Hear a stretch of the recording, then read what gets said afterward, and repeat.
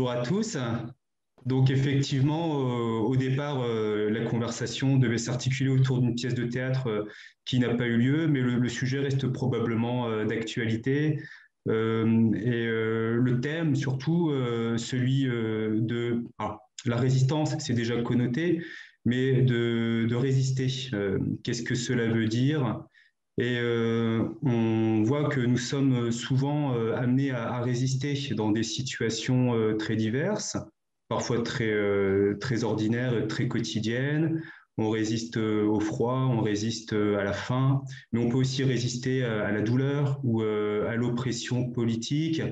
Et donc, ce qui intrigue, c'est la présence de ce mot et voyons aujourd'hui quel sens on peut donner à ce terme qui semble s'inviter dans plusieurs moments de nos existences. Et surtout, se demander, est-ce que résister est possible et où trouvons-nous la force de résister? L'idée pour cette conversation, c'est de vous inviter, enfin, on s'invite les uns les autres à discuter. C'est plutôt un échange. Comme on n'est pas trop nombreux pour l'instant, ça peut prendre cette forme-là. Même si on est 90 en fait, et il y aura 90 personnes, on peut garder cette forme-là. Donc soit si vous voulez intervenir, vous coupez le micro et puis enfin, vous remettez votre micro, de toute façon on entendra une résonance. Donc ça, on verra bien que quelqu'un veut prendre la parole. Autrement, comme en classe, vous pouvez mettre une petite main jaune, car en classe on a tous la main jaune. D'ailleurs, est-ce que jaune, c'est la bonne couleur pour parler de la résistance? Non. Ou alors, vous avez la messagerie sur le côté, si vous êtes plutôt du genre à écrire. Voilà. Et je pourrais rebondir ou intégrer votre propos dans l'économie de cette conversation. Voilà. Donc, résister, probablement que c'est tout un programme. Peut-être vous avez déjà des situations en tête dans lesquelles nous sommes amenés, nous tous, à résister. Si ça vous embête pas de me donner deux, trois situations, ça permettra de ne pas partir à vide et de s'appuyer sur des exemples.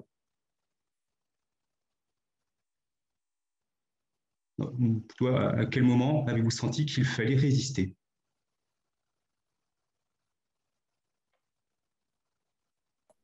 Oui, Mona? Si je peux commencer. Bonsoir à tout le monde. Moi, je pense que c'est résister. On est tenté de résister surtout quand on se trouve dans une situation où on se trouve en total désaccord avec ce que quelqu'un veut nous imposer. Mais je pense aussi à la résistance qu'on peut vouloir avoir contre des tentations qui sont en fait internes, qui viennent de nous-mêmes, de résister à certaines tentations, par exemple envers des tentations addictives, par exemple, des comportements addictifs, hein, de se dire je voudrais résister, je vais essayer de le doser, de gérer. Oui, donc en tout cas, vous posez un cadre. C'est vrai que peut-être la première interprétation qu'on pourrait avoir du terme résister, c'est peut-être lié à notre culture et aux événements de la Seconde Guerre mondiale.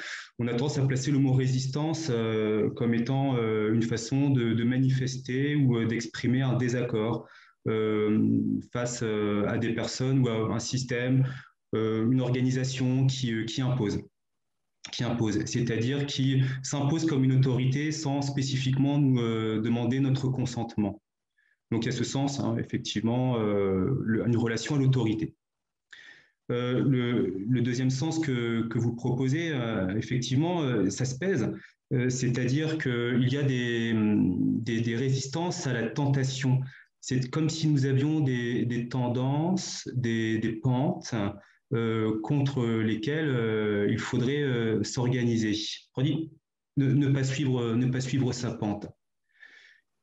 peut-être s'il y a un autre sens aussi dans ce que vous proposez, c'est qu'on doit résister à des tentations, mais parfois aussi, nous avons des résistances intérieures ou des résistances internes. Ouais, c'est-à-dire que parfois on a envie de céder à la tentation, mais on n'y arrive pas. Ouais. Donc voilà peut-être une autre forme de résistance. Dans la messagerie, l'un d'entre vous parle effectivement de quelque chose qui est peut-être un phénomène assez contemporain, c'est la résistance à la pression. Alors comment on peut appeler ça le stress ou une certaine pression effectivement sociale qui, bon, il faut qu'on essaye d'interpréter ceci également. Et l'un d'entre vous propose une version de la résistance comme comme déversoir d'une certaine colère, c'est ça? Peut-être Stécie oui. Bon. Autrement dit, il y a peut-être quelque chose. Alors vous me dites si je déforme vos propos, parce que des fois je mets un mot pour un autre, c'est pour que ça gagne en cohérence. Il y a quelque chose peut-être de libérateur dans la résistance. Un système de compression qui amène une forme d'expression. Bon, un déversoir peut-être, ou une forme expressive. Valérie, peut-être quand vous parlez de la déprime, ah oui, c'est lié à des temps difficiles, excusez-moi, des fois j'oublie qu'on vit des temps difficiles. Peut-être qu'on voit qu'il y a quelque chose qui est peut-être propre à la situation actuelle, mais qui est peut-être propre à tous les temps. C'est-à-dire que les conjonctures ou la conjoncture peut être un peu déprimante. Et on pourrait même se demander de manière plus élargie, c'est est-ce qu'être un citoyen contemporain, effectivement, des sociétés modernes, eh bien, il n'y a pas quelque chose de profondément déprimant.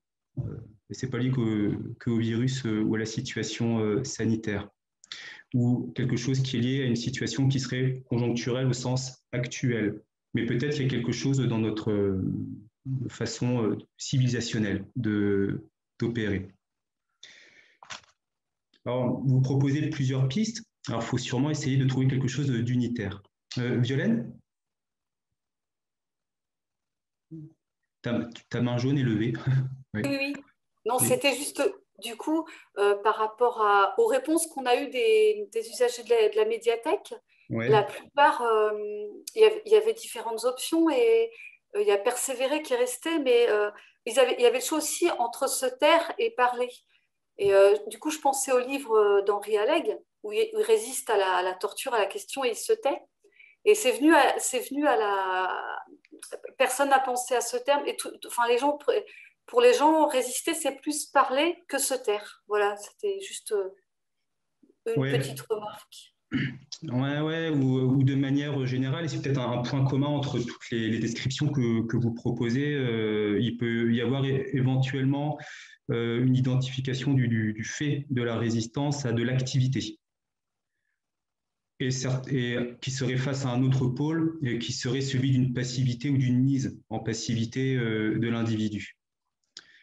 Par exemple, vous parlez de la société de consommation. Il y a une invite à consommer, peut-être qui nous dépasse. Vous parlez d'un système, d'une conjoncture qui nous impose. Vous parlez d'un temps qui est morose. Vous parlez d'une pression qui nous est imposée ou qui entre dans notre quotidien, d'une colère qui nous envahit. Alors peut-être qu'effectivement, il reste quand même l'idée dans la résistance que nous résistons à un agent extérieur qui menace quelque chose de notre intégrité. Autrement dit, on résiste parce que sans résistance, nous ne pourrions pas tenir. Comme s'il y avait un pouvoir ou une puissance de liaison entre ce qui nous constitue, et que ce pouvoir ou cette liaison entre ce qui nous constitue est sans cesse interrogé, menacé, vulnéré, blessé, accidenté par des agents qui seraient extérieurs. Même si, Mona, si je puis me permettre de vous appeler par votre prénom, c'est pour y désigner quelqu'un, même si Mona dit par agent extérieur, nous pouvons peut-être nous dire aussi que parfois l'extérieur, il est en nous. C'est-à-dire que on peut avoir, si on veut, notre propre ennemi intérieur.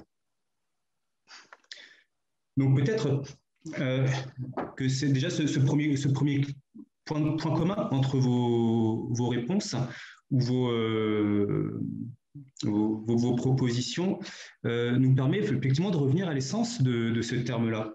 Résister, ça veut dire, vous avez le mot tenir dedans, tenir, mais vous avez le re qui amplifie. C'est-à-dire que ce n'est pas simplement se tenir, c'est faire un effort actif de cohésion. C'est tout faire pour se maintenir, plutôt. Et pourquoi est-ce que nous avons la nécessité de nous maintenir? Autrement dit, il n'y a pas de possibilité pour un individu de s'extirper de toute forme de résistance. Autrement dit, nous résistons tout le temps. Autrement, nous ne serions pas nous-mêmes ou tenus. Nous ne serions pas intègres. Alors, qu'est-ce qui peut menacer? Donc, quels sont ces agents extérieurs qui peuvent menacer notre intégrité? Alors, vous les avez proposés, hein, les émotions, peut-être, la colère du moins, les conjonctures, la consommation, les formes de morosité, la pression du milieu professionnel, la société du spectacle et le prouve que tu existes. Ça, on va le garder précieusement, ouais, dans la petite messagerie. Autrement dit, effectivement, la résistance semble quelque chose d'assez ordinaire. Alors, quels seraient les agents extérieurs qui menaceraient notre intégrité? La faim, la soif, la douleur, le travail. Et on peut égrener une liste comme ça à l'infini, même si elles n'ont pas toutes, j'imagine, la même qualité. Donc la question se pose, plutôt que de savoir pourquoi nous résistons et à quoi nous résistons, peut-être imaginons que se passerait-il si nous ne résistions pas. Ouais, ou l'état d'urgence, on va garder cette résistance politique. Alors que se passerait-il si nous ne résistions pas? Mona? C'est plutôt pour ajouter, peut-être que c'est une question plutôt de force, d'autorité, de pouvoir extérieur qui veut prendre le dessus sur notre libre arbitre et notre liberté de décider de nous-mêmes, hein, de ce que nous souhaitons. Que ce soit au travail, par exemple, quelqu'un qui subit une pression au travail, ou c'est en fait le système économique ou son employeur qui essaie de lui extraire un maximum d'efficacité, de performance, et nous, on n'est pas prêt à donner ça à ce point-là, à ce moment-là, ou que ce soit une puissance politique, un régime totalitaire, ou même un régime démocratique qui essaie de nous imposer un certain mode de vie très consommateur, très axé sur... c'est comme aussi une sorte de dictature qui essaie de nous montrer en quelque sorte le chemin qu'ils veulent qu'on prenne. Et si nous, on ne veut pas le prendre, c'est en fait, est-ce pas quelque part une question de pouvoir, de mettre à distance un pouvoir extérieur qui veut prendre le dessus sur notre libre arbitre et notre liberté individuelle. Je ne sais pas. Voilà. Oui, ceci, vous le dites fort bien. Hein. C'est effectivement un agent extérieur doit avoir une certaine facture, c'est-à-dire que cet agent extérieur doit d'une certaine manière se proposer ou s'imposer comme autorité. C'est-à-dire que d'une manière ou d'une autre, il doit vous inviter à avoir tel ou tel comportement, telle ou telle pensée ou tel mode d'organisation. Et pourquoi pas? Et pourquoi pas? Simplement, dans votre propos, c'est qu'il y a des agents extérieurs qui sont imbés d'une forme d'autorité. Par contre, l'injonction ne se fait sans mon consentement, ou tout du moins, je n'adhère pas, ou de manière plus simple, je sens que ça restreint quelque chose. Alors, vous employez le terme de liberté, pourquoi pas? C'est-à-dire qu'il y a des agents extérieurs qui me font bien sentir que je n'augmente pas une certaine puissance ou une certaine capacité. Au contraire, c'est excessivement limitatif. Alors, ce qui est intéressant dans votre propos, c'est que vous parlez de système politique et vous sentez bien que vous dites, bon, les systèmes totalitaires, ah ben non, c'est aussi le cas de systèmes qui ne sont pas totalitaires, autoritaires. Ah ben non, ça vaut aussi dans les systèmes démocratiques. Christiane, vous dites, et même allons de manière plus quotidienne, il y a des relations ou des jeux de pouvoir en permanence entre nous, c'est quotidien, dans tous les environnements, tous les milieux. On doit intérioriser peut-être des normes ou le désir de l'autre, il faut pouvoir s'y rapporter et qu'on passe notre journée et notre temps dans tous les contextes à essayer de conserver, pour l'instant notre mot est vide, une forme de liberté. Alors, on voit bien que la résistance, ce n'est pas qu'une notion politique, ce n'est pas que la résistance civile ou la résistance civique. C'est une résistance, la résistance est dans tous les modes d'organisation et même dans toutes les formes de la relation. Parce qu'il y a un risque de la relation, c'est une perte, on va dire, ou une négation de ma liberté. Donc ça rend la chose, on va dire, tellement proche de nous, ce phénomène de résistance, que peut-être on peut se dire, si ça ne vous dérange pas, de dégager un peu de la conversation les résistances héroïques. Peut-être parlons plutôt des résistances banales, plutôt qui sont vraiment chevillées à notre quotidienneté. Autrement dit, vous parliez de l'autorité. Effectivement, il y a des relations qui vous semblent liées, des relations d'autorité, mais certaines relations d'autorité vous sembleraient illégitimes. Alors, à partir de quand vous semble-t-il que l'autorité ou l'injonction de l'autorité est illégitime? Quel serait le critère?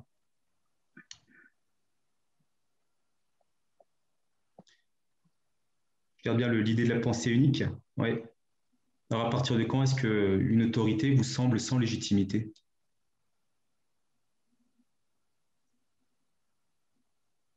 Lorsqu'on ne la comprend pas? Oui. Oui. Est-ce qu'elle ne fait pas sens? Oui, probablement. C'est-à-dire que l'autorité, ou plutôt dans la relation, il y a toujours une relation d'autorité, mais par contre, qu'est-ce qui fait sa légitimité? Il faut déjà, pour que vous puissiez y consentir, qu'elle soit parfaitement comprise de part et d'autre, de manière, on va dire, presque contractuelle. Ensuite, il faut bien entendu que cette autorité vous propose un accord qui soit réciproque, ce que vous donner et recevoir, au moins, qu'il y ait un équilibre des parties. Peut-être que le sens qu'il faudrait donner à cette autorité, c'est qu'elle soit au moins pourvoyeuse de justice. Or, vous remarquez qu'il peut aussi y avoir des autorités qui sont des demandes disproportionnées, dans laquelle vous êtes les grands perdants. Vous employez même le mot écrasant. Autrement dit, à un moment, l'autorité a un autre visage. Le mot autorité, il peut avoir deux sens. Les latins, ils avaient ça. Vous avez le potestas, et c'est le pouvoir du potentat.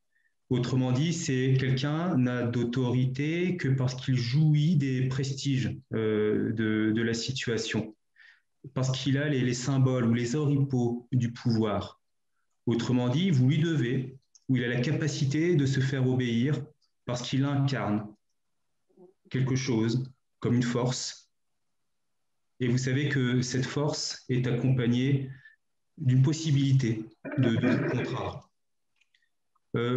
Par exemple, c'est lorsque vous croisez je sais pas, un fonctionnaire de police, par exemple, le simple fait qu'il ait une arme et un uniforme, ça lui confère une certaine autorité.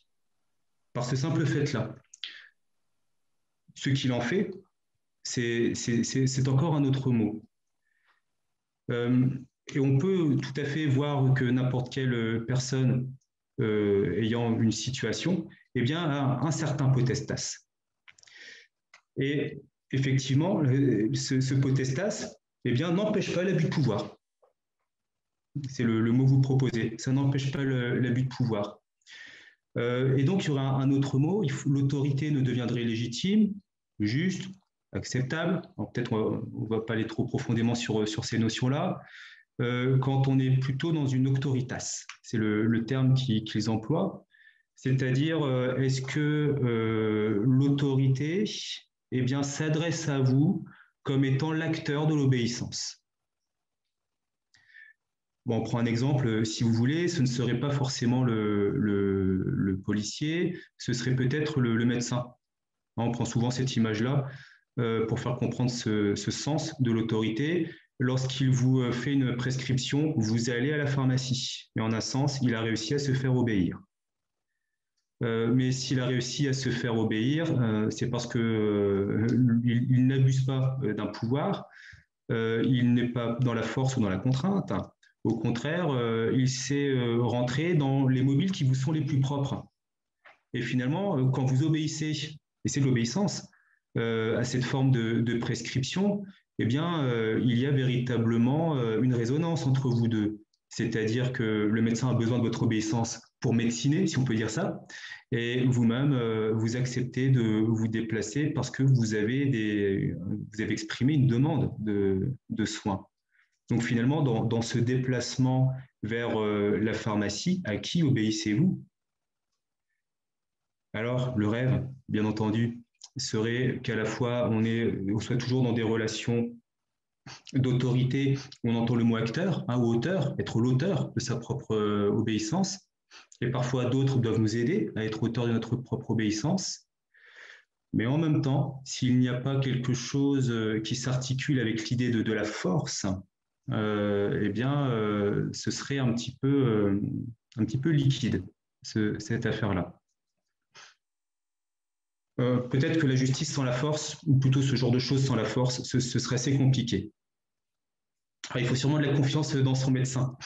Ouais, vous avez bien raison, ou tout du moins, c'est peut-être pas si facile que ça, effectivement, d'avoir cette autorité, puisqu'il faut inspirer cette confiance. Ouais. Et souvent, quand on n'inspire pas cette confiance et qu'on veut le résultat, on peut imposer son pouvoir, ce qui est assez différent. Vous parliez tout à l'heure d'une situation dans laquelle on ne comprendrait pas l'ordre donné. Eh bien, c'est pour ça, j'imagine qu'à un moment, vous faites confiance à votre médecin ou à tous ceux à qui vous demandez des soins.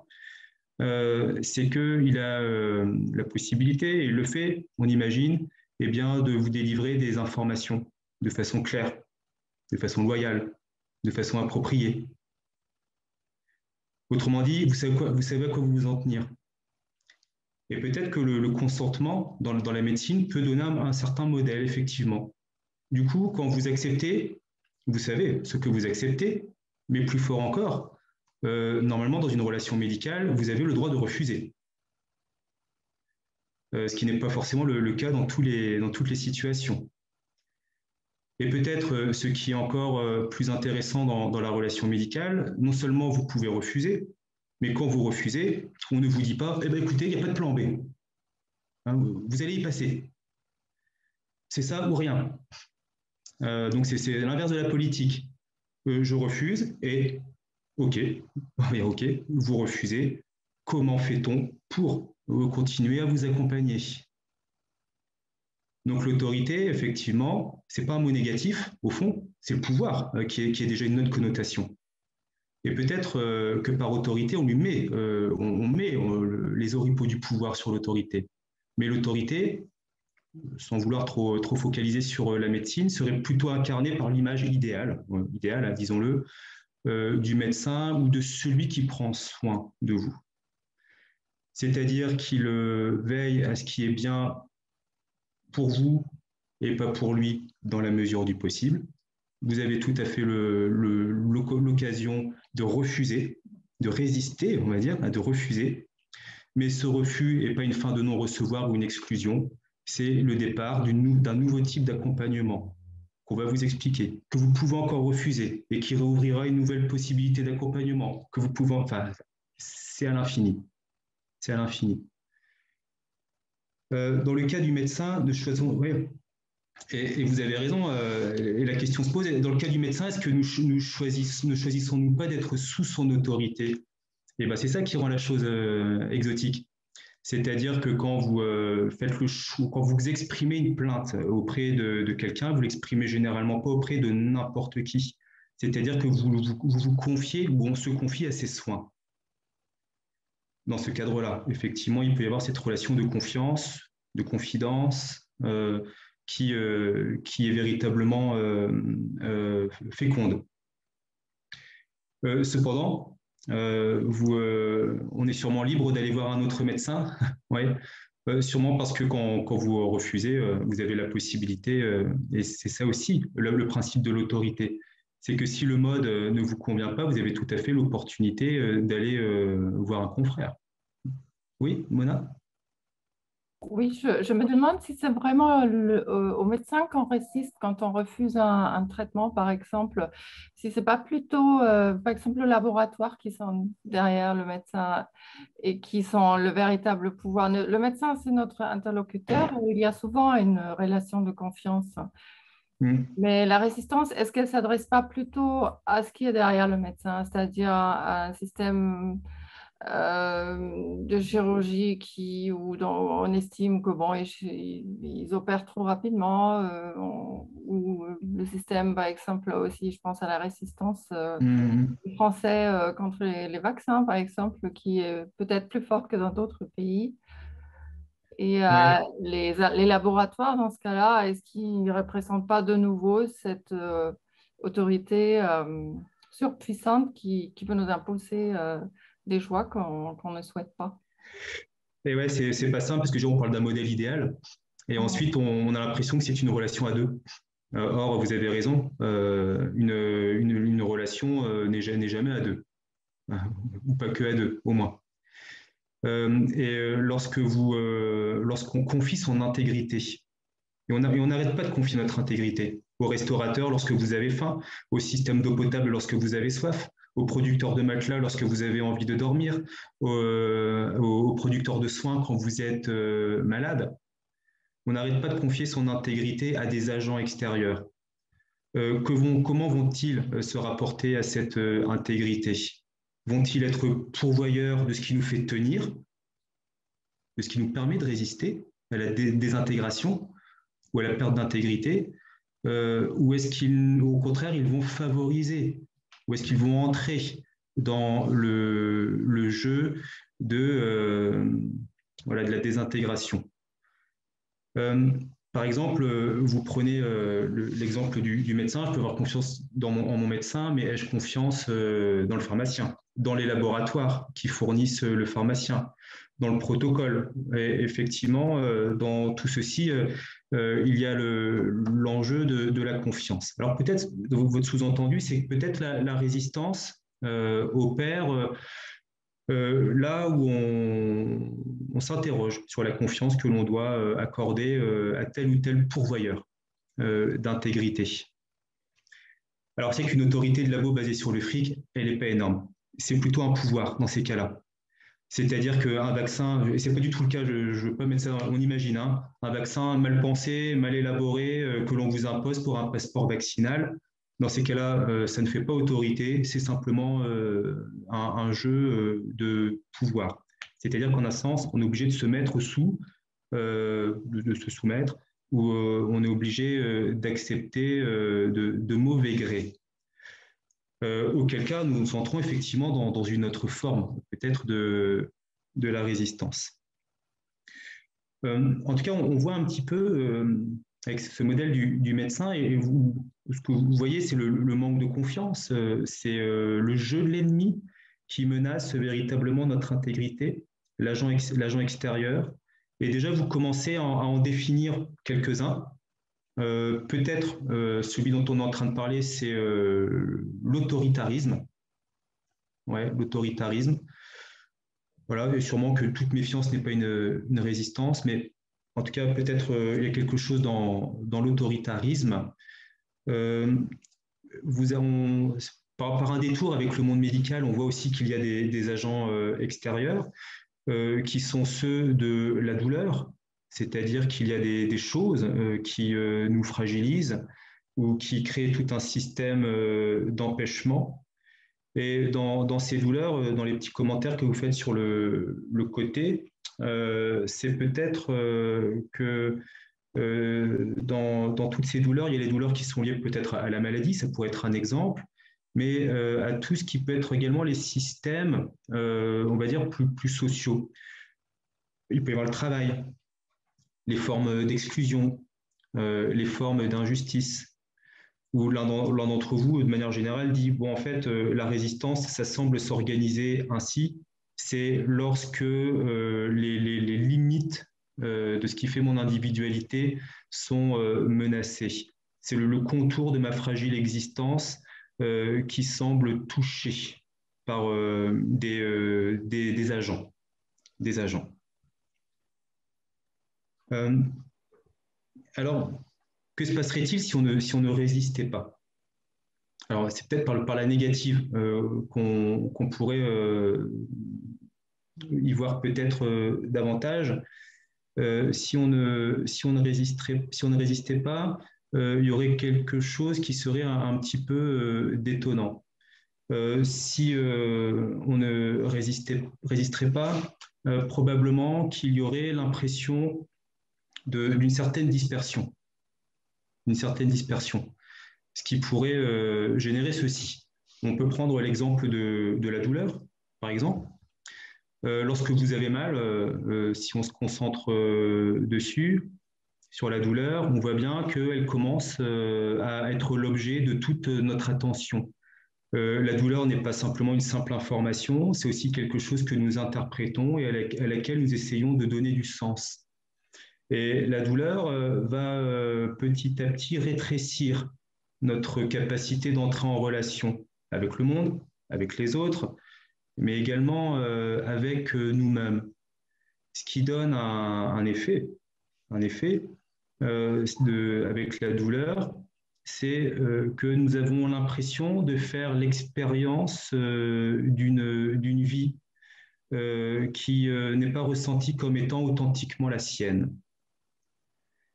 C'est-à-dire que ça génère une sorte de relation à soi dans laquelle je me sens un petit peu exclu ou un petit peu viré.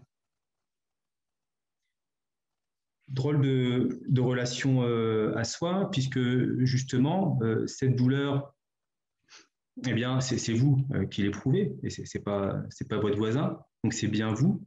Et en même temps, dans cette phase, eh bien, vous avez le sentiment que cette vie n'est pas la vôtre. En tout cas, ce n'est pas celle à laquelle vous aspiriez. Ça fait une forme de dissociation où on pourrait se dire que je suis moi sans moi. Moi sans moi. Résister à la douleur, qu'est-ce que cela pouvoir dire? On résiste à la douleur pour justement sortir de ce sentiment de dissociation, c'est-à-dire de mise à recul d'une vie qui devrait être la sienne et que nous avons mis en attente ou en suspens, avec le souhait que la douleur, en tout cas, se transforme en autre chose. Quand on est dans cette douleur qui prend la tête, on va dire ça, et dans laquelle on se dit, mais c'est pas ma vie, ça. Eh bien, nous rentrons plutôt dans le registre de la souffrance. C'est-à-dire que ce n'est pas simplement une information biologique ou physiologique, c'est véritablement le sens que nous donnons à l'expérience. Et lorsque nous sommes dans cette souffrance, eh bien, il y a cet étrange sentiment d'être condamné à être celui qu'on ne veut pas être.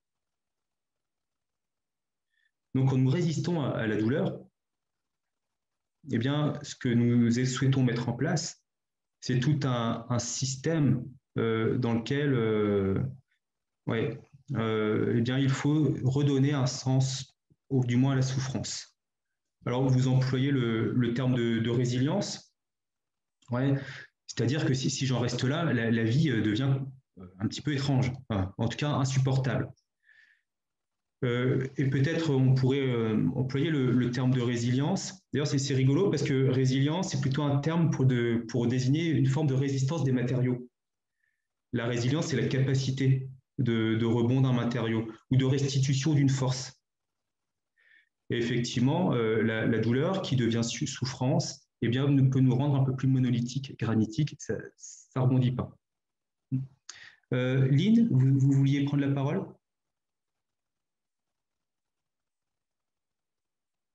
Oui, non, je me suis trompé. J'ai cru que vous leviez la main. Ouais, alors ça, on va parler sûrement de ce paradoxe aussi. On veut tous résister aux réseaux sociaux et pourtant on est dessus. Bon, ça fait partie des paradoxes de l'individu. En tout cas, l'idée, de manière très quotidienne, lorsque nous sommes dans ces expériences de la douleur, il peut y avoir comme conséquence effectivement cette dissociation, c'est-à-dire d'être l'incarnation d'un être qui ne veut pas être celui-là. Ça porte et sûrement que la résilience, c'est-à-dire que l'invention, la mise en sens de ce qui nous arrive, est quelque chose qui peut véritablement être structurant. On peut prendre des exemples. Si vous avez une certaine douleur, vous sentez bien que l'impuissance face à la douleur augmente la souffrance. Et que lorsque vous commencez à donner du sens à ce qui vous arrive, en tout cas, l'expression de la souffrance est moins importante. Par exemple, si vous avez une douleur sportive, eh bien, vous ne la jugez pas dégradante, puisque c'est une douleur qui est volontaire, active. De même, lorsque vous avez un rituel de passage dans d'autres sociétés, on va dire peut-être on a ça aussi, des rituels de passage. La première bouffée de cigarette, la première gorgée d'alcool, elle est douloureuse, mais elle fait sens. Donc, on peut l'interpréter effectivement comme étant signifiante ou initiatique. Ou des fois, on voit certains malades, on leur donne une pompe à morphine.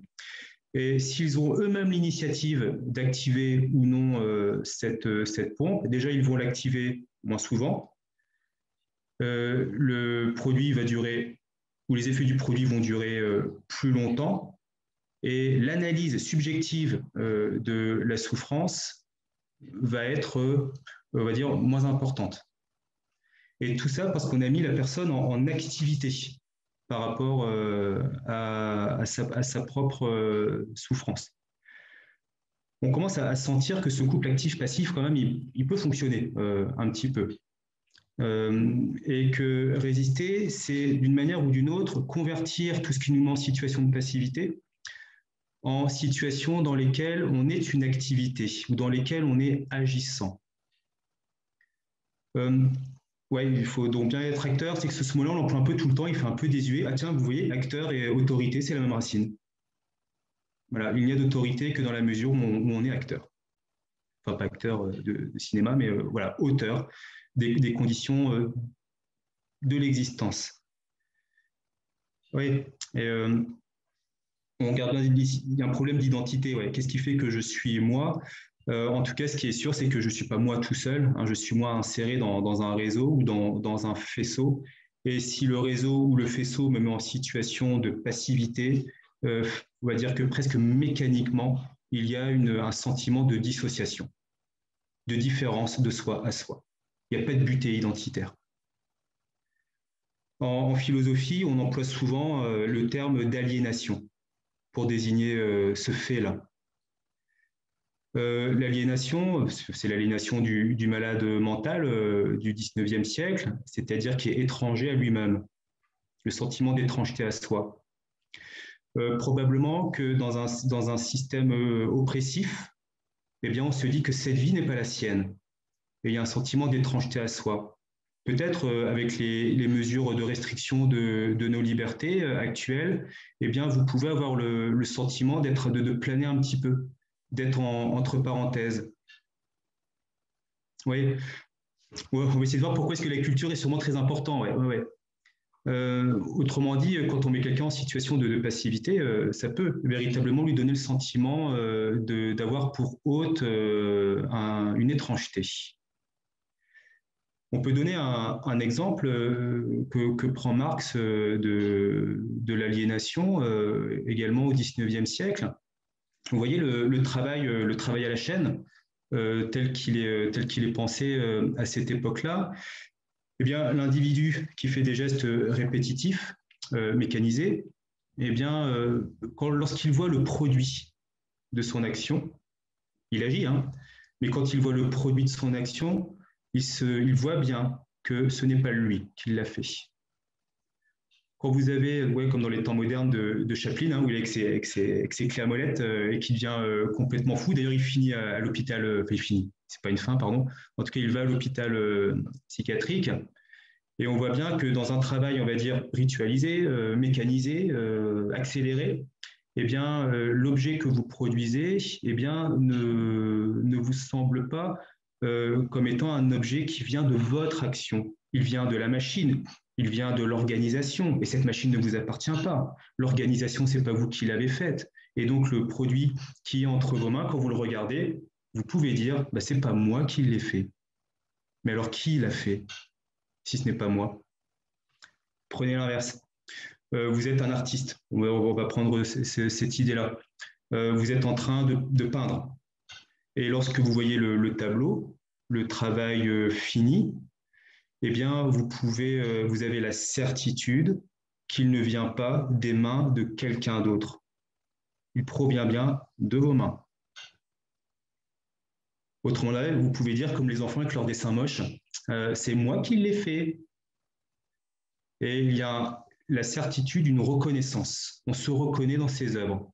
Certitude et satisfaction, bien évidemment, ouais, c'est éminemment satisfaisant. Vous avez un philosophe qui s'appelle Hegel, qui prend l'image de l'enfant qui jette des cailloux dans l'eau. Et pourquoi est-ce qu'il fait ça? Eh bien, effectivement, c'est pour troubler la surface de l'eau, mais pas seulement. C'est parce que lorsque l'enfant jette le caillou dans l'eau, il prend conscience qu'il y a une subjectivité. C'est-à-dire qu'il n'y aurait pas eu cette modification de l'extérieur s'il n'y avait pas eu un agent. C'est-à-dire s'il n'y avait pas eu une cause pour modifier cet extérieur. Et l'enfant se dit, eh bien, il se dit pas cette cause, c'est moi, mais en tout cas, il sent qu'il est la cause de cette modification.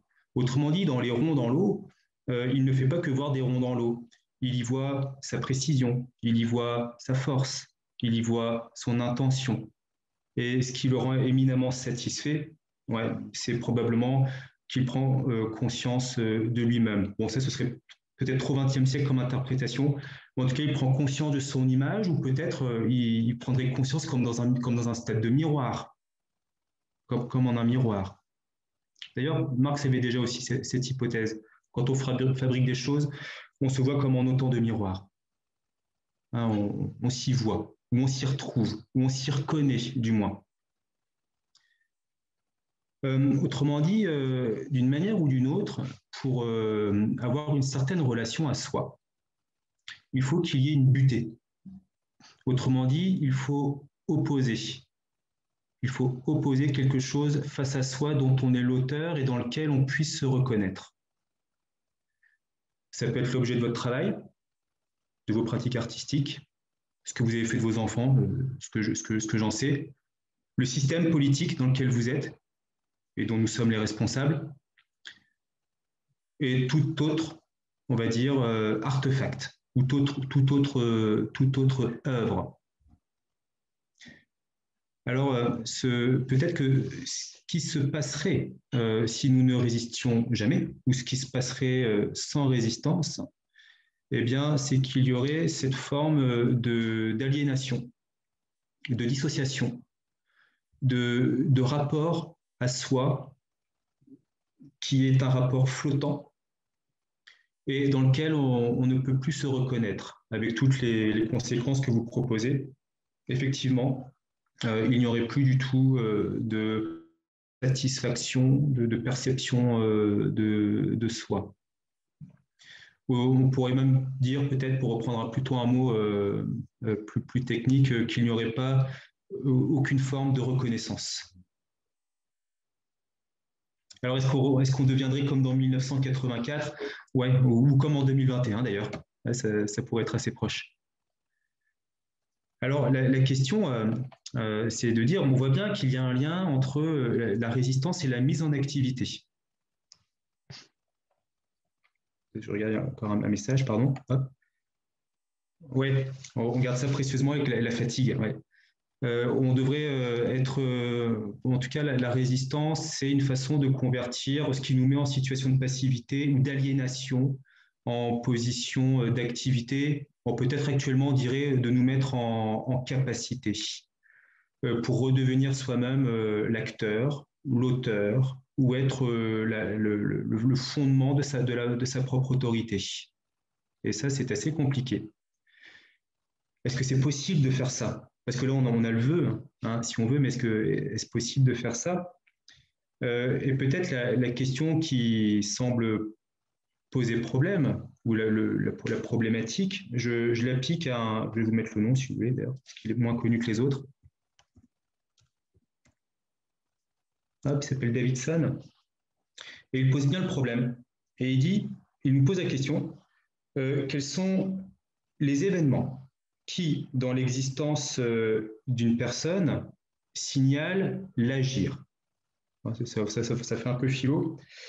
En gros, à quoi reconnaît-on que ces actes ou les choses que l'on a faites ne nous sont pas simplement arrivées? Parfois, on croit faire des choses, mais en fait, elles vous sont simplement arrivées. Le titre, c'est Action et événements de l'œuvre. Quel serait, voilà, c'est-à-dire que parfois on a l'impression d'agir, et en fait, on se rend compte petit à petit qu'on n'agit pas, mais que nous sommes agis, et qu'on pense être à l'initiative, alors que nous ne sommes simplement que des conséquences. Nous ne sommes que des conséquences. Est-ce que cela relève de la manipulation? Certains en font sûrement une œuvre. Ouais. Est-ce que c'est aussi quelque chose qui relève de l'illusion personnelle? C'est-à-dire que nous pensons agir librement, mais nous ne sommes que la conséquence de causes qui nous ont précédés. Qu'est-ce qui me prouve que j'arrive à casser cette causalité? Qu'est-ce qui me prouve que je ne suis pas qu'une suite mécanique de ce qui est venu avant moi? Qu'est-ce qui me prouve que je ne suis pas simplement dans la réaction, mais véritablement dans l'action?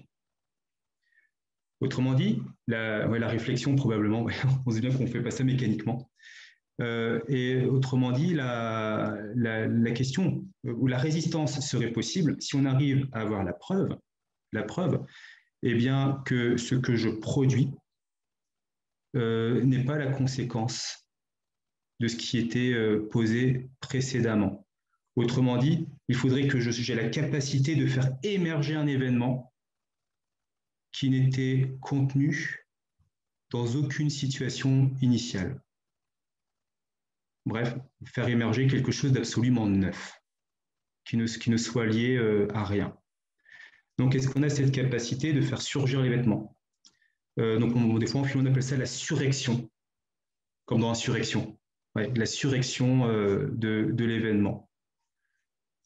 Autrement dit, est-ce que la liberté dont vous parliez dès le début, la désobéissance civile, la résistance politique, toutes les formes de désobéissance ou l'obéissance à d'autres modèles, bref, est-ce que tout ça, c'est quelque chose qui est véritablement possible?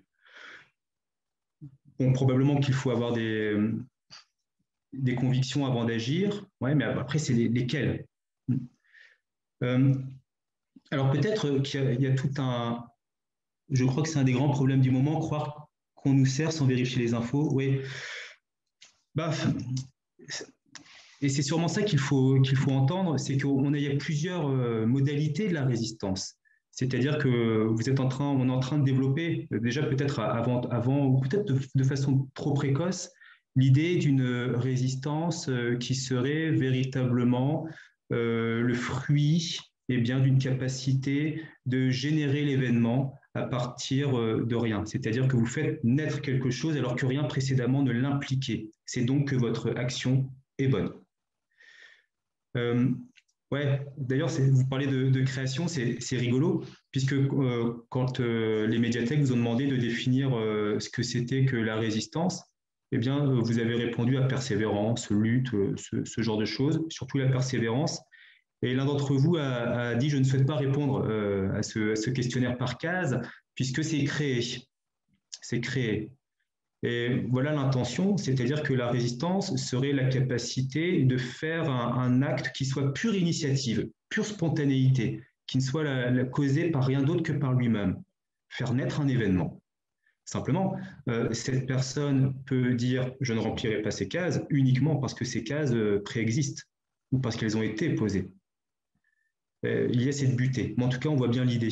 Est-ce qu'un acte de résistance est forcément un acte de création? Et est-ce qu'un acte de création est véritablement possible? Ouais, c'est inventé, c'est le terme. C'est-à-dire que la résistance, si elle existe, par définition, est un système d'invention. C'est-à-dire que normalement, dans un acte de résistance, eh bien, vous faites émerger une virtualité qui n'était pas contenue dans les prémices. Mais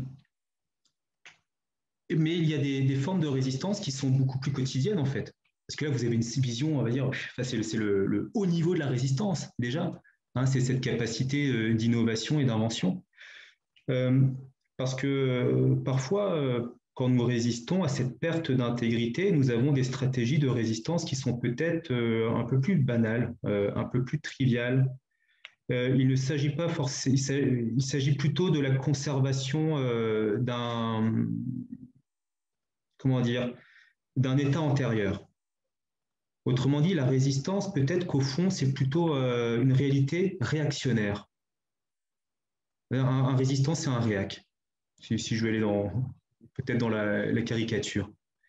Résister, c'est ne pas vouloir changer, ou tout du moins ne pas vouloir changer trop vite.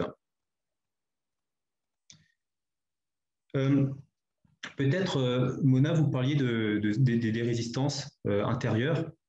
Et il y a quelque chose comme ça, le mot résistance, on le voit en psychanalyse. C'est-à-dire que vous avez des résistances.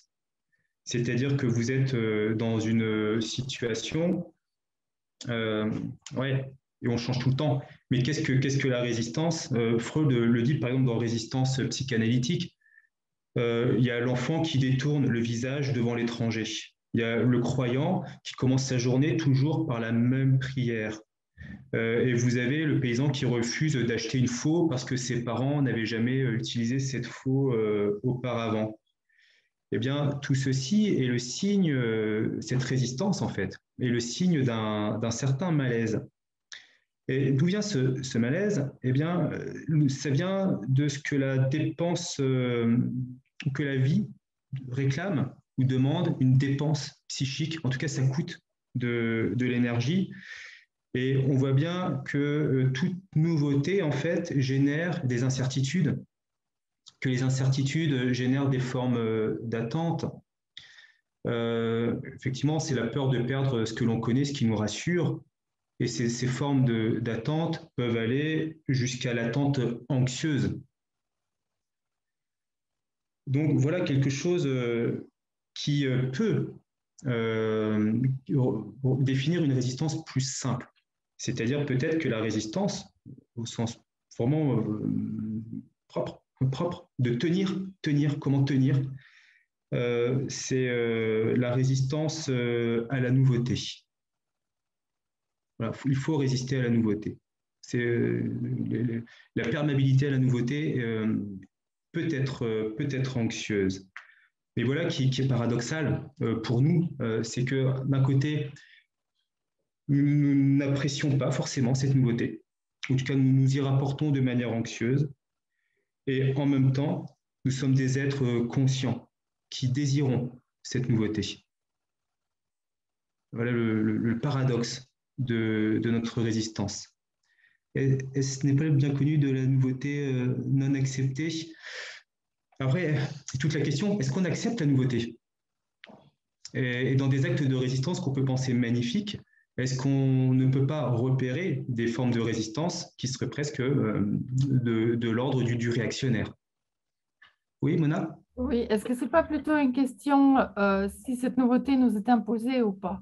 Parce que si quelque chose de nouveau est à notre disposition et puis on a quand même la possibilité de continuer comme on faisait avant, ben, je ne vois pas de résistance proprement dite. C'est juste après, on a un choix. On peut d'abord regarder, de voir ce que cette nouveauté va donner, si elle nous convient ou pas, et on fera un choix plus tard. Moi, je vois cette résistance envers les nouveautés plutôt quand cette soi-disant, enfin quand cette nouveauté ou cette chose nouvelle nous est imposée, quand on n'a plus le choix, quand on nous enlève ce qu'on enfin le libre arbitre, comme je disais tout à l'heure, le choix.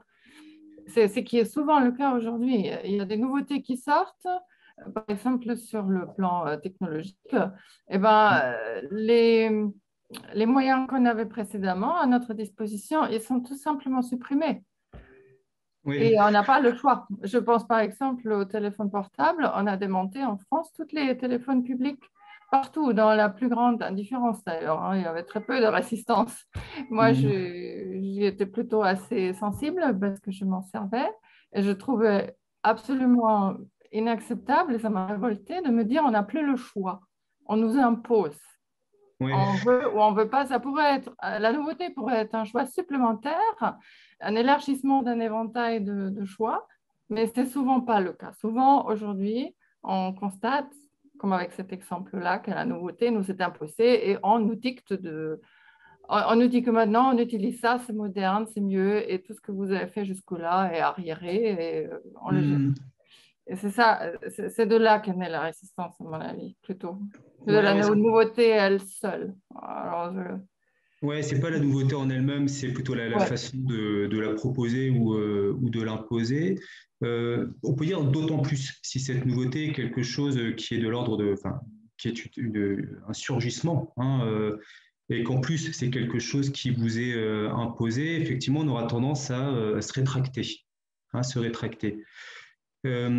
Et par contre, si c'est une nouveauté qui est consciemment choisie et qui est le résultat d'une délibération, dans ces cas-là, pourquoi est-ce qu'on refuserait cette nouveauté? C'est vrai que ça pourrait paraître étonnant. Ou alors, parfois, on peut avoir des systèmes de résistance qui sont assez étranges ou complexes. C'est-à-dire que, en un sens, on veut cette nouveauté, ou comme vous dites, je ne suis pas d'accord avec l'idée du refus du changement, si on veut changer. Et en même temps, nous pouvons être invités à être assez anxieux par rapport aux conséquences d'un changement. Comme si on était tiraillé entre un désir de répétition et un désir d'initiative. Donc, comment tenir les deux ensemble? Autrement dit, l'action, telle qu'on l'avait définie avant, pouvoir de surrection, pouvoir d'activité, eh bien, imaginez que on vous la confie et vous avez cela, eh bien, vous seriez dans une situation où vous générez en permanence de la nouveauté. Pas deux en même temps pour... Ah oui, c'est le... D'accord, on évite, d'accord, pardon, excusez-moi, je fais des abus de langage, excusez-moi, c'est 1984 qui montre dans les neurones. Je crois que le en même temps, c'est politique, c'est ça? Donc c'est paradoxal, c'est pas un paradoxe plutôt. Ou alors on peut se dire que cette relation à la nouveauté, du moins, elle est conflictuelle. C'est en un sens, la résistance, c'est le désir de générer de la nouveauté. Et en même temps, la résistance, c'est plutôt le désir, peut-être inavouable, de la répétition. Il existe un philosophe qui s'appelle Sloterdijk qui propose cette lecture. Et il dit que nous avons la capacité de faire de la retrivialisation. Peut-être je vous mets le petit nom. On est schizo en fait. Ouais, on est humain. On est humain. Retrivialisation, je vous mets le mot, parce que c'est un terme technique. Ah, c'est clé. Excusez-moi. Hein. Et ce serait une capacité psychique, en fait, assez utile, puisque le monde dans lequel nous sommes, ou le simple fait d'être au monde, c'est être dans un monde qui est bien plus vieux que nous, c'est sûr, mais aussi qui est pourvoyeur de nouveautés en permanence. La situation qu'on est en train de vivre actuellement, vous ne l'avez jamais vécue. En fait, mais elle est entièrement neuve, même si on n'en est pas les acteurs. Notre façon de se rapporter à la nouveauté doit être tempérée. C'est-à-dire que nous devons avoir ce biais psychique. Autrement dit, il faut se dire que la plupart des choses que nous abordons ne sont pas de la nouveauté. En fait, la plupart des nouveautés que vous repérez, que vous percevez, vous ne les interprétez pas comme de la nouveauté. Autrement, vous auriez la tête qui exploserait, et la mienne d'ailleurs aussi. Hein. Ou alors, encore plus fort, vous savez que c'est de la nouveauté, mais vous interprétez cette nouveauté comme étant inintéressante, sans intérêt pour vous. Quel est le but de ce processus? Eh bien, c'est de nous rendre imperméables au coût de buter d'une nouveauté qui serait permanente. Parce que nous ne pouvons pas assimiler tout ça. C'est impossible. Mais voilà quelque chose qui est assez mystérieux, puisque pendant que nous refusons, on va dire, la nouveauté, eh bien, nous changeons. C'est-à-dire qu'elle nous transforme, mais un petit peu à notre insu. Donc là, ça, ce sont des résistances qui nous invitent à être plutôt dans des systèmes de répétition. C'est pour ça que nous pouvons être notre propre caricature, être l'automate que nous ne souhaiterions jamais devenir et que nous sommes la plupart du temps. Il y a une phrase de La Bruyère que je trouve assez jolie quand il parle du caractère du sot. Hein, qu'est-ce que c'est qu'un sot? Il dit il est poids, il est rouage, il est machine, il est emporté. Qu'il a vu un seul jour de sa vie, l'a vu dans tous les états de sa vie. Voilà notre capacité, c'est-à-dire de se mécaniser de telle manière eh bien que je vous vois un jour, je sais parfaitement comment vous allez fonctionner demain. Donc les résistances ouvrent aussi cette possibilité d'agir de manière répétitive, régulière et assez mécanique. Alors bien entendu, ce n'est pas à cela que nous pensons quand on parle de résistance. Ouais. Et pourtant, ça fait partie aussi des stratégies pour faire face. Pour faire face à l'aliénation. Alors, bien sûr, ça ne laisse pas beaucoup de place, cette idée-là, à la spontanéité ou à l'improvisation. On a l'impression que c'est un comportement qui n'est pas curieux. Et vous avez même Flaubert qui dirait si joliment, je viens de donner la description de la bêtise. Voilà, et la bêtise, c'est vouloir conclure. C'est vouloir conclure. Et c'est vrai que nous avons besoin d'être dans de la conclusion. C'est quelque chose qui rassure, qui rend l'avenir prévisible, qui permet de l'anticiper, ça permet d'apaiser. Mais en même temps, spontanéité, ça coupe toute spontanéité, toute relation à l'action, toute relation à l'activité. Donc on se dit, mais c'est quoi cette vie? Ça peut ressembler à une vie de pantin ou une vie déterminée, complètement déterminée. Alors, probablement qu'on peut revenir sur notre idée de résistance. Ouais, ça fait un peu... c'est très négatif. C'est très négatif. Et même on pourrait dire qu'il y a une certaine pulsion morbide dans ce désir de répétition. Si tout se répète, vous êtes dans une circularité où tout est toujours le même et où demain sera comme l'hier, disait Heidegger par exemple. Les demain comme les hier. Et si vous avez une régularité ou un côté un petit peu cyclique, finalement, au bout d'un moment, ça crée un repos. Ça crée un repos, une espèce de temps inorganique. C'est pas vivant. C'est pas vivant. Alors peut-être que nous avons ces aspirations morbides à un état de nous-mêmes qui ne serait pas vivant. C'est vrai qu'être mort, c'est au moins on est rassuré. Il n'y a pas grand-chose qui bouge. Ouais, et peut-être qu'on peut aller vers là. Ça, c'est la négativité pure. Et c'est sûrement parce que nous sommes comme ça que la vie est faite de cycles qui se répètent, qui se répètent. C'est pas naturel. Hein. La répétition de la vie humaine n'est pas naturelle. D'ailleurs, elle l'est pas en réalité. Mais elle est plutôt socialement construite, psychologiquement séduisante. Ouais, pour dire que ça peut être biologique, il faut manger tous les soirs, ouais, mais de la même manière, non, et avec les mêmes personnes, surtout pas. Ouais. Mais effectivement, ce que vous proposez, c'est le terme de rituel. Peut-être que nous produisons des formes de ritualisation. Et c'est probablement pour ça que les systèmes autoritaires peuvent fonctionner. Autrement dit, on sait très bien qu'on a cette possibilité de liberté d'être la cause spontanée d'une suite d'événements. Hannah Arendt disait « Nous sommes libres, la preuve, nous sommes nés ». C'est-à-dire que nous sommes du neuf. Les enfants sont du neuf. Dans un monde vieux, mais ils sont du neuf.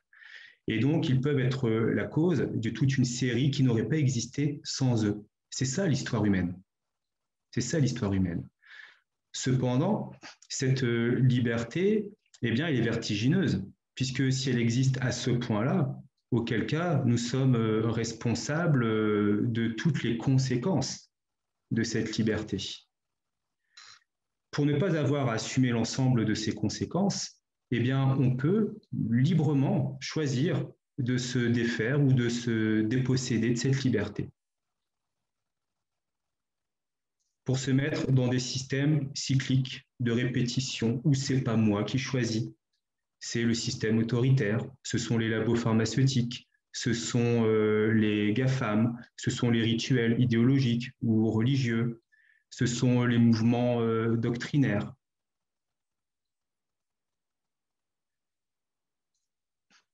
Alors, on serait des êtres humains produits à la chaîne, ouais. Ouais. Ou alors on se dit qu'il y a une possibilité, effectivement, d'une résistance qui ne soit pas celle-ci, mais celle dont vous parlez dès le début. Donc probablement, c'est pour ça qu'on a votre idée dès le début m'avait arrêté. La première résistance, en fait, c'est pas contre un système politique, c'est contre soi-même. Voilà. Et le problème est là. C'est-à-dire que nous choisissons, pour la plupart de nos occasions d'existence, eh bien, de déposer notre liberté entre les mains ou les pouvoirs décisionnaires d'autres que nous-mêmes. Ouais, donc ça implique de sortir d'une zone de confort. Ouais, d'une zone de confort, il y a toujours un risque dans la résistance. Et il n'est pas que politique, en fait. Hein. On ne s'expose pas forcément.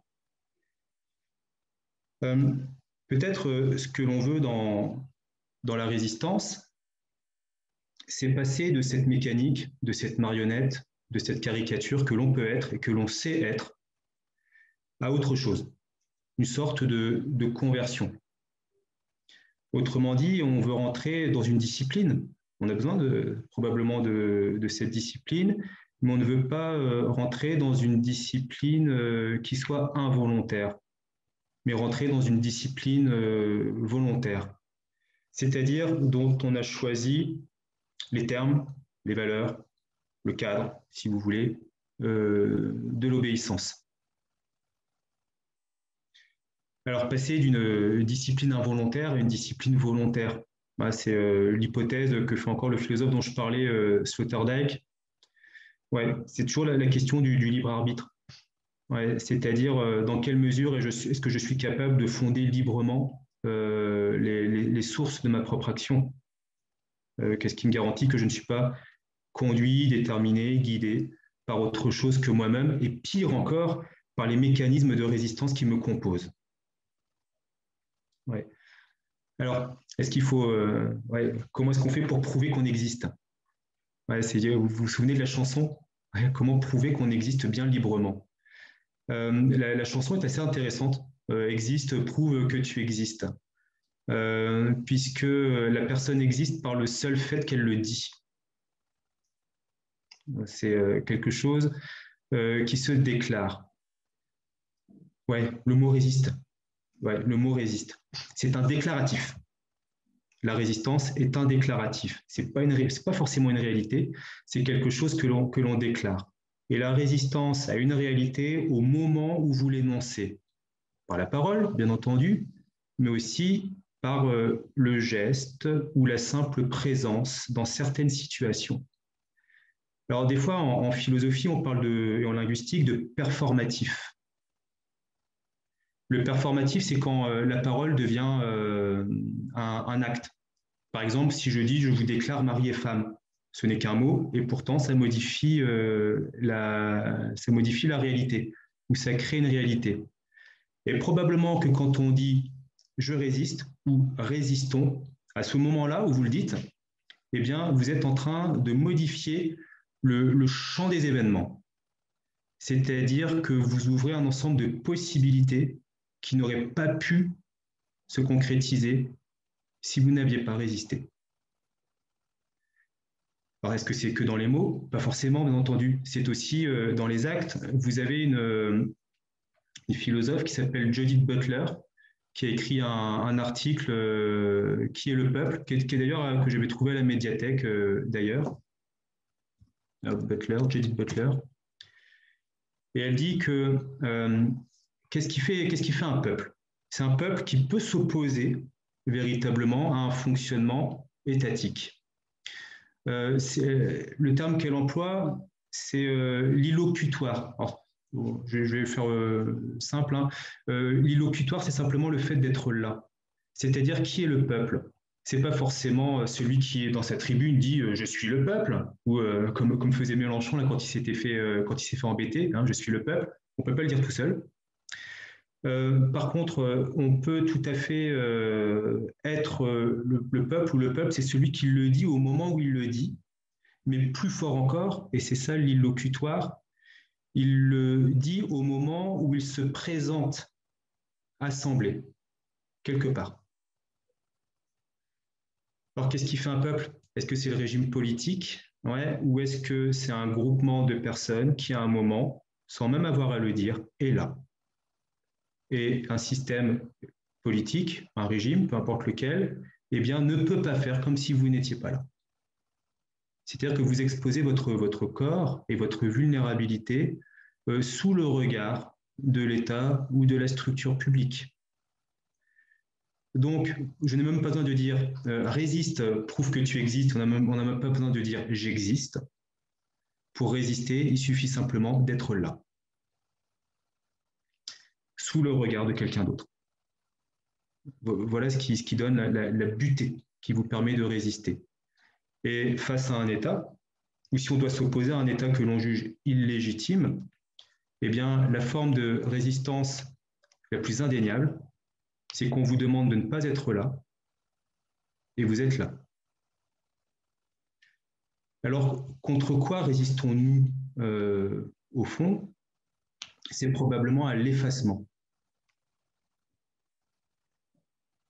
Autrement dit, les agents extérieurs, quels qu'ils soient, la maladie, le système autoritaire, ses propres résistances psychiques, ont une visée unique, unitaire, on va dire, ont une visée, c'est de produire l'effacement de l'individu. Quand nous résistons, on affirme, par le simple fait d'être là, que ça ne va pas être possible. Ou pas comme ça, du moins. L'autorité, au sens de pouvoir, ouais, est une négation de l'individu. Donc, comment retrouver, ou plutôt comment s'affirmer, se confirmer eh bien, il y a sûrement ce fameux performatif, c'est je suis là, et il n'y a même pas besoin de le dire, il suffit simplement de se tenir là. J'ai pas d'option politique, hein. En plus, soyez assurés, ce n'est pas de l'ironie de ma part. Il y avait quelque chose de fascinant dans l'histoire des Gilets jaunes, puisqu'on leur reprochait souvent de ne pas avoir de revendications, de ne pas avoir de discours structuré. Judith Butler n'a pas du tout interprété le phénomène des Gilets jaunes, mais cependant, son concept permettait de comprendre énormément de choses. C'est-à-dire que ce peuple réuni n'a pas besoin de donner un quelconque prétexte ou de former un quelconque discours pour faire partie intégrante du peuple et interroger les puissances de négation ou d'effacement d'une partie du peuple.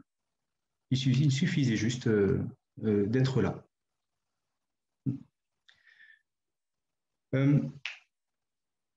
Donc, où trouvons-nous la force, finalement, d'être là, quand on voit que le nombre des agents extérieurs qui nous invitent véritablement à cette forme d'effacement. D'ailleurs, je ne sais pas si vous avez remarqué ce que font les États totalitaires ou au moins autoritaires. Un des premiers gestes qu'ils produisent, ou plutôt les premiers actes qu'ils font, c'est d'effacer. Ils effaçaient personne, bien entendu, mais ils effacent aussi ce qui a de la permanence. Les monuments, par exemple. Ils effacent aussi tout ce qui vient du passé, le langage, les mots. C'est-à-dire qu'on n'est pas simplement dans la réforme, on est véritablement dans l'effacement et on enlève, on donne une certaine porosité, une certaine liquidité à tout ce qui nous permet de tenir. Alors, est-ce que résister, c'est une façon de revendiquer l'existence? Comme le dit la chanson, ouais, résister, c'est prouver que l'on existe. Donc ça, c'est un peu le mode, il faut qu'on aille au fond du conflit et dans la lutte, je prouve que j'existe, hein, puisque je ne suis rien, soyons tout, puisqu'il n'y a rien, soyons tout, hein, dit la chanson. On va passer là, à l'international. Donc ça, voilà, et résiste, prouve que tu existes. Il pourrait y avoir des modes beaucoup plus souples. C'est résiste, montre que tu existes, montre que tu existes. Il pourrait aussi y avoir quelque chose de simplement logique. C'est tu existes parce que tu résistes. Et en fait, nous ne sommes que pour autant, avec une certaine densité, que pour autant que nous résistons. Et probablement que nous avons des stratégies qui sont adaptées ou qui sont des réponses à l'environnement d'effacement. Alors, est-ce qu'il y aurait des résistances contemporaines? Voilà, peut-être c'est le tout début de la question ou de la conversation était sur ces résistances contemporaines. Vous en avez fixé quelques-unes. Peut-être on peut en retenir trois. Vous avez parlé de l'autoritarisme. Bon, pour nous, ça fait bizarre, mais en fait, on est en train de vivre dans ce vent autoritaire. Donc, c'est étrange. Ouais, comment exister dans un environnement autoritaire? La deuxième chose que vous avez proposée, c'est la pression. Et l'un d'entre vous a dit, mais il y en a un peu marre d'être toujours voilà, celui qui doit faire. Ouais. C'est-à-dire qu'il y a la responsabilité, probablement. Et il y a quelque chose que vous avez identifié que le monde du travail, mais qui peut être un petit peu l'accélération de tout ça. Oui, alors bien sûr, et peut-être que ce qui nous dérange actuellement, c'est que nous sentons que nous sommes en train d'accepter des choses qui sont inacceptables et qui, si on les laisse prospérer, eh bien, vont contribuer à des formes d'effacement. Alors, l'autoritarisme, c'est quelque chose qu'on peut constater. D'ailleurs, le modèle français, on va dire, n'est pas le modèle démocratique par excellence, hein, depuis belle lurette, mais l'autoritarisme, ce n'est pas un défaut en soi. Et même la dictature n'est pas un défaut. Si on part simplement du principe que dans une situation, eh bien, la loi ou le droit ordinaire eh bien, ne suffit plus à répondre à l'état d'urgence ou à l'urgence de la situation. Donc, on va confier ce moment exceptionnel à celui qui revendique comme ayant le plus de compétences. Autrement dit, il est missionné pour résoudre une situation temporaire. Alors, c'est comme ça que les Latins entendaient le mot dictature à leur époque, c'est-à-dire que le dictateur le dicte, il dit, et pourquoi est-ce qu'il dit? Parce qu'il sait. Et on lui confie cette mission de manière très temporaire. Et comme il sait, eh bien normalement, il résout le problème du moment, et une fois qu'il a trouvé des systèmes de résolution, il rend des comptes, soit il est blâmé, soit il est honoré, mais toujours est-il qu'à la fin de sa mission, il s'en va. La dictature, c'est un moyen de couper tous les moments parlementaires ou tous les moments de discussion qui sont beaucoup trop longs. Et une fois qu'on a géré le temps de l'urgence, eh bien la personne s'en va. Le problème des démocraties libérales de manière générale, c'est qu'il y a la possibilité de décréter des états d'urgence successifs. Autrement dit, le temporaire dure. Le temporaire peut durer. Et ça semble assez logique, puisque l'exécutif n'a de pouvoir que dans l'état d'urgence. Et voilà le problème des États autoritaires ou dictatoriaux, c'est qu'une fois qu'on a mis le doigt dans les états d'urgence, l'exécutif a enfin du pouvoir, et il sait très bien que s'il ne réactive pas l'état d'urgence, eh bien, il ne peut plus justifier son action.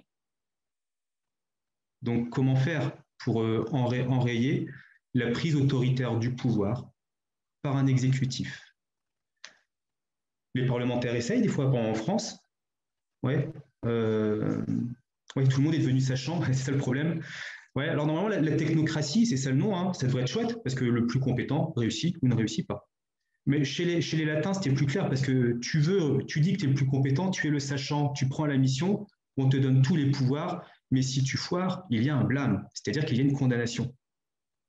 Si tu réussis, tu as tous les honneurs, mais tu t'en vas.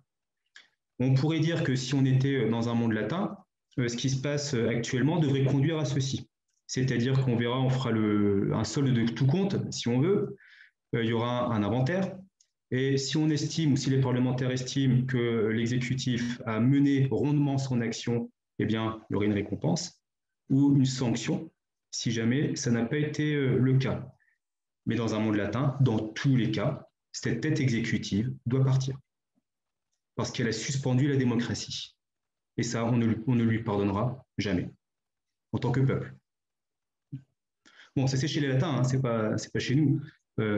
Ça va se poursuivre comme ça sans trop de problèmes. Donc peut-être une des résistances politiques actuelles, c'est le glissement autoritaire des démocraties libérales. C'est pas un petit sujet. Ouais.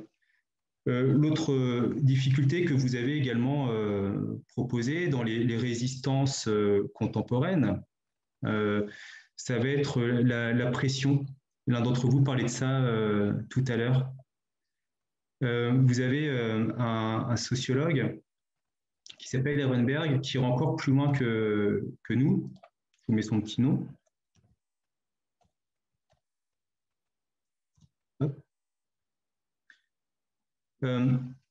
Qui parlera même de généralisation de la dépression.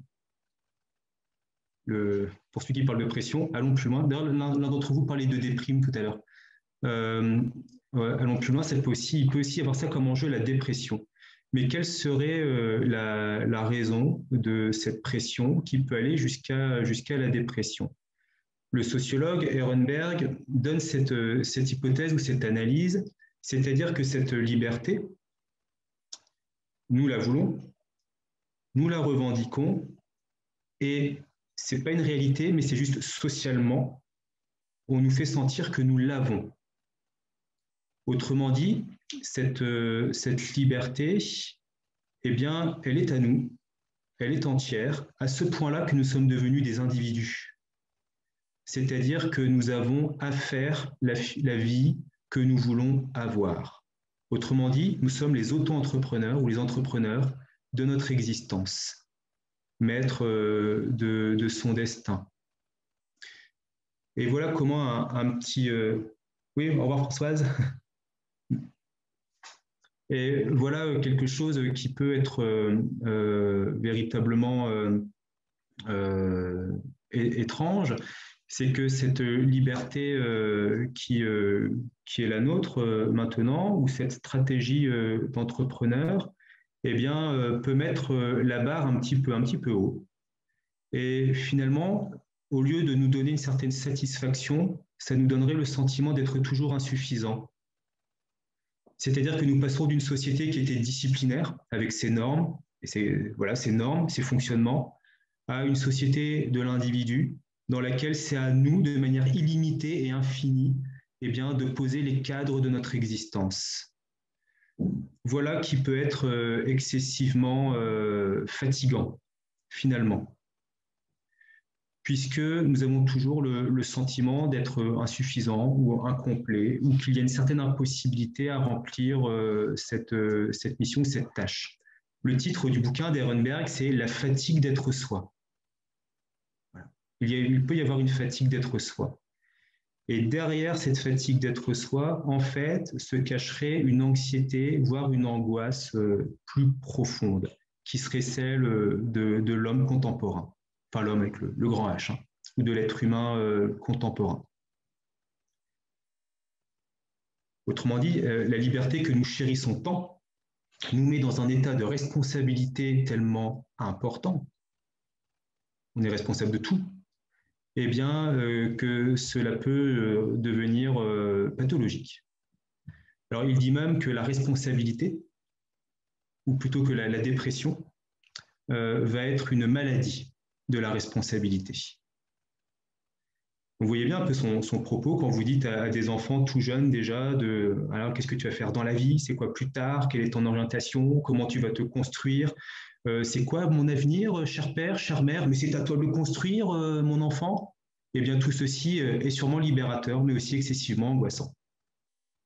C'est-à-dire que l'être en devenir n'a pas de place autre que celle qui devra se construire, et la mission est probablement géante. Vous parlez de l'écologie, et d'autant plus que le monde qu'on leur livre est probablement quelque chose d'assez incertain. D'ailleurs, c'est quelque chose d'assez étonnant quand il y a eu les manifestations d'enfants sous l'égide de Greta Thunberg. Voilà quelque chose d'assez étonnant. Alors, des fois, je me suis senti un petit peu réac, mais de me dire, est-ce qu'il est de la responsabilité des enfants d'être les artisans de leur avenir? Donc voilà jusqu'où peut glisser une société de la responsabilité. Alors, comment résister à ce poids de la responsabilité? Bien sûr, ce n'est pas de devenir irresponsable, mais probablement de se dire que la responsabilité de l'individu, souverain de lui-même, maître de lui-même, eh bien, tout ceci est un mythe, est une fiction. On arrive au bout.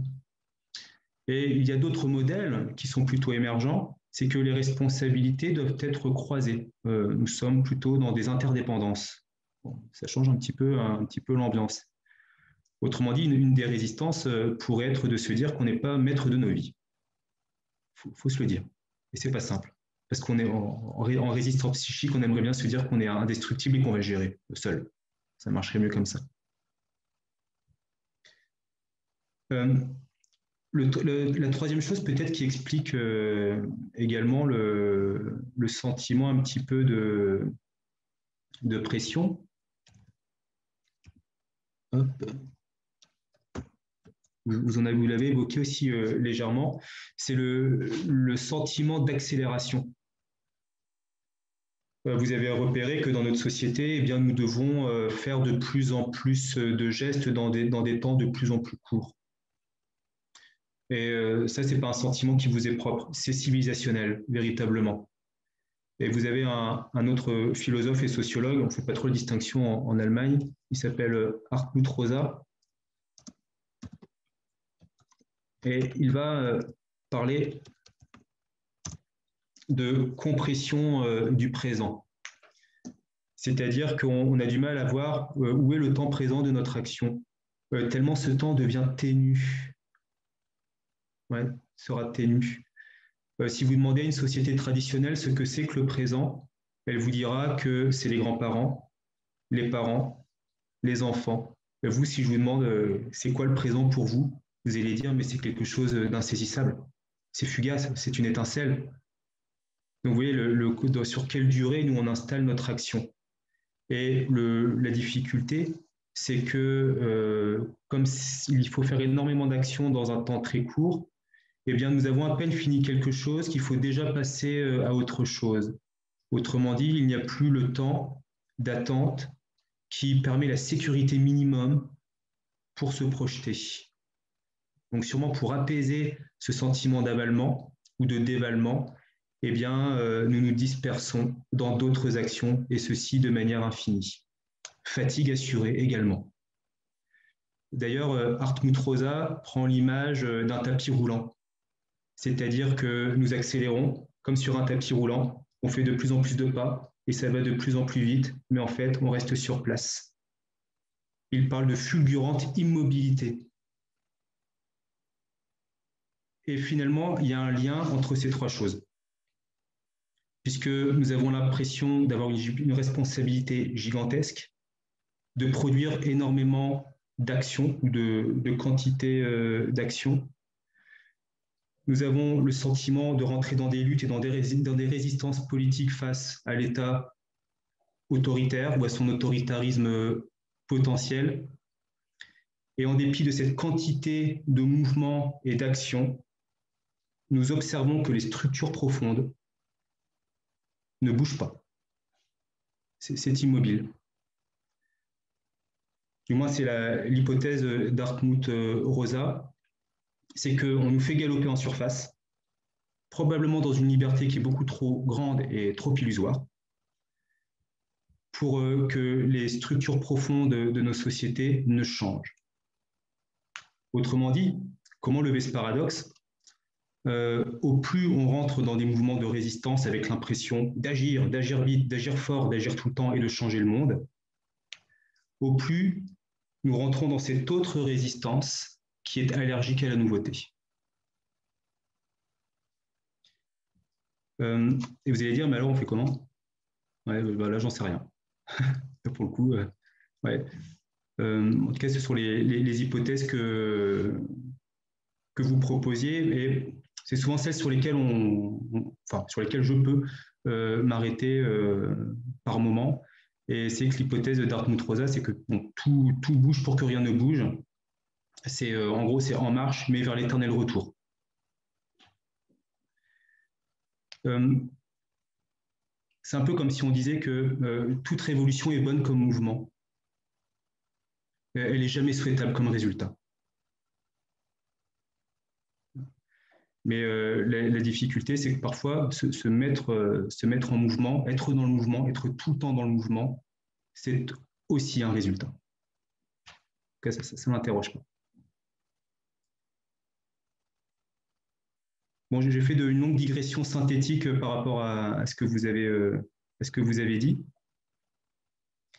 Peut-être vous vouliez rajouter ou compléter ceci ou avoir d'autres idées?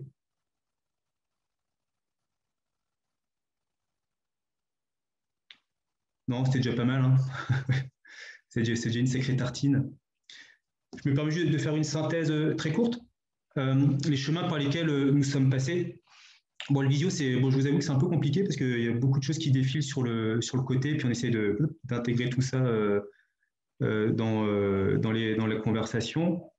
On s'est demandé au tout début, bon, quelles seraient les causes de résistance.